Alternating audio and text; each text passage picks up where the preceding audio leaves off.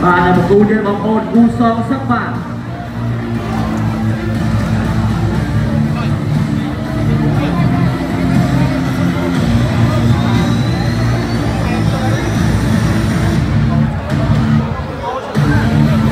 Và chung song slide của Chhai Sara hôm nay từ Kun Khmer và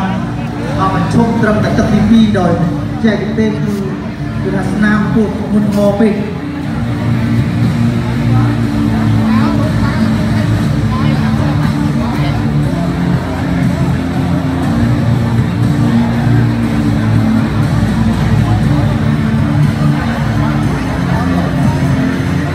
Và bây giờ team Mitra ta bây giờ group B bình chúc và sắp cảm của đi tranh đẹp bán tới lời cái là cô thầy chết luôn đen diêm